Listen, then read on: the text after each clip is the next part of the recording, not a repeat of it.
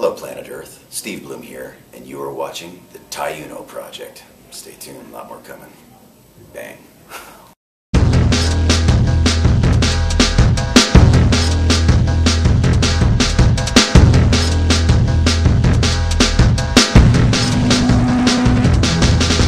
Hey, what's going on everyone? My name is Tyuno, and right now I'm with the legendary voice actor, Mr. Steve Blum. How you doing? I'm very well, thank you. Legendary. Yes, legendary. Wow, that's what I live up to. So, how are you loving Momocon?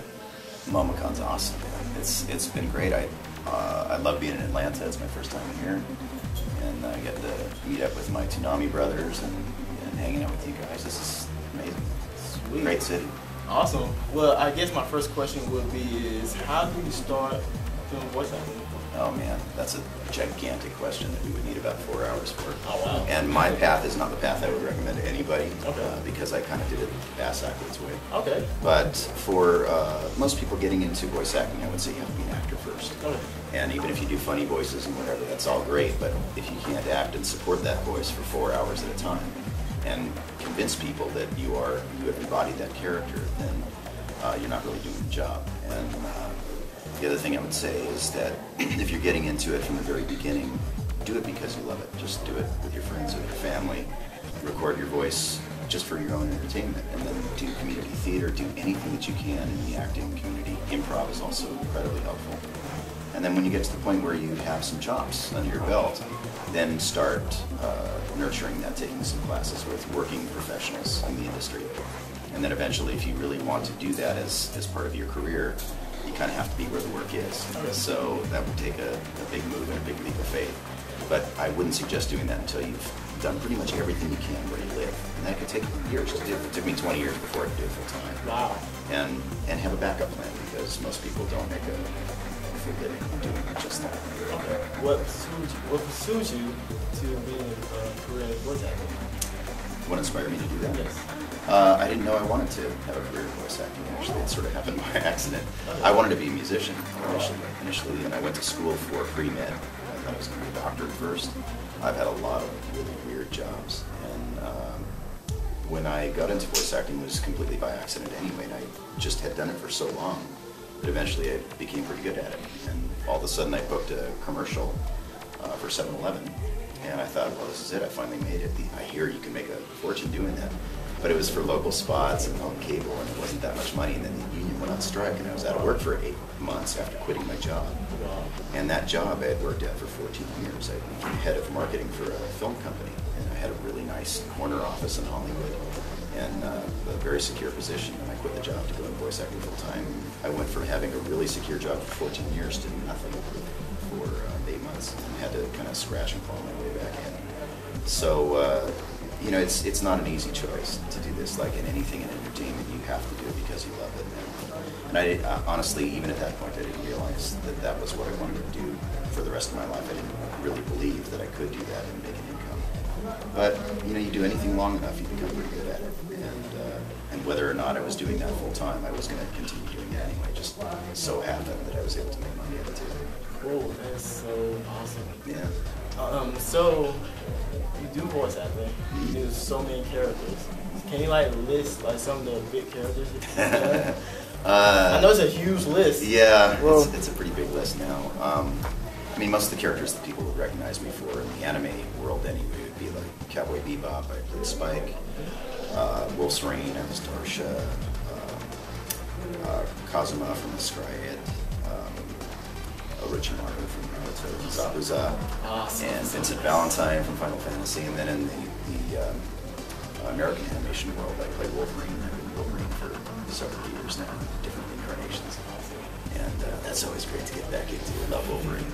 And most recently, Starscream from Transformers Prime. And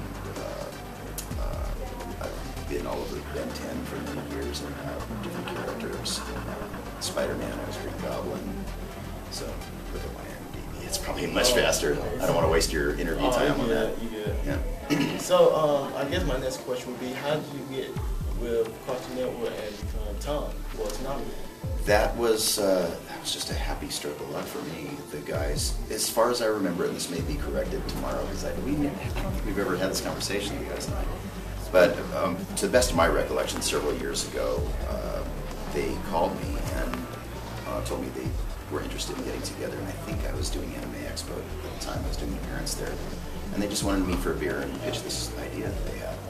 And so they were telling me that Toonami was this thing, and it's been going for a while, and they were thinking of changing things up, and they wanted to know if I'd be interested in being the host of the CGI animated robot introducing anime to a whole new audience. And yeah, I mean, that took about 30 seconds for me to ponder that and scream inside, and accept the gig. And fortunately, it worked out really well. Amazing, because I know people in my generation actually grew up with Toonami, and Toonami is the reason why I watch anime. Wow. Yeah, so. Awesome. So my next question would have to be is, how do you feel when Cartoon Network brought back Toonami for Adult Swim? Wow, it was huge. And I think, like you or like anybody that's a fan of Toonami and anime in general, it was like coming home for me. You know, it really felt like coming home. I love working with those guys. I had maintained my relationship with them through the years, and had done some promo things for them from time to time. But when we got the official word that Toonami was coming back, it honestly felt like coming home. It was really great. So, I guess, what is your favorite shows on Toonami right now? Or have you? I don't pick favorites in anything. It's just not the way my brain works. When people ask what my favorite characters are, I can't choose favorites because, you know, I like different things for different reasons. So that's probably a question better served to somebody that does like to make those kinds of choices. Okay. So, for the people who want to get into voice acting, what advice would you give them? Well, the first piece of advice, like I said before, is to do it because you love it, and for no other reason. If all the other stuff is gravy. If you're just getting into voice acting from the very beginning, this question comes up so often that I actually placed a page on my website at steveblumvoices.com, and there's free information on there. And it just says, how do I become a voice actor? Just hit that button.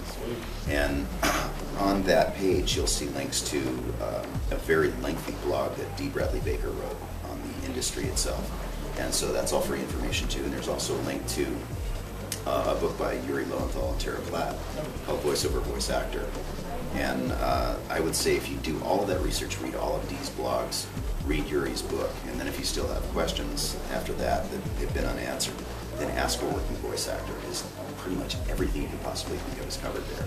And it'll save new voice actors years and years of heartache and tens of thousands of dollars and of wasted money, because when people hear you are an aspiring voice actor, there are unfortunately a lot of people out there that will take advantage of that, and they'll make promises. They'll say, come take my workshop and, you know, I'll get you into the industry, I'll get you meeting the right people. It's just not true. You have to do the work, and it does take years. It takes years, so follow that information, and that'll put you on the right path at least. That's why we put it there. Sweet. So my second to last question would be, what is next for Steve Blum? What's next for me? Yes, what's the next project? Wow, I don't know what's happening on Monday. Actually, I'm working, I have 2 sessions booked for Monday, and I'm not allowed to talk about either one of them. That's the way it works. I mean, in this industry, in this industry, we sign non-disclosure agreements for everything. So what I can plug is Transformers Prime is coming back with season 3 on March 22nd, I believe. Nice. So we're finishing off that series, then we'll go into some new incarnation. And then Transformers Rescue Bots for the kids is still happening. And we're plugging away at that show. And lots more Ben 10, lots more regular show, more Naruto coming, and lots and lots of video game stuff. So as soon as I'm able to talk about it, I do.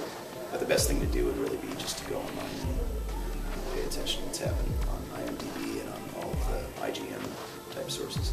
Cool. So any last comment, anything you want to shout out or plug in? No, I really, I'm not here to plug. I'm here to serve. So, I'm just happy to be here at Momocon, and I'm really grateful to be here with the fans. And that's how I sort of validate my existence, is by seeing other people's experience from the work that I do. And that's what gives it meaning.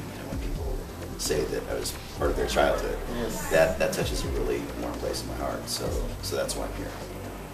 Wow, that's amazing. I'm with Steve Blum. Thank you so much for taking the time to take this interview. Thank you. My pleasure and my honor. And I hope you have a good Momocon. Thank you. Thank you. Thank you. All right. Peace.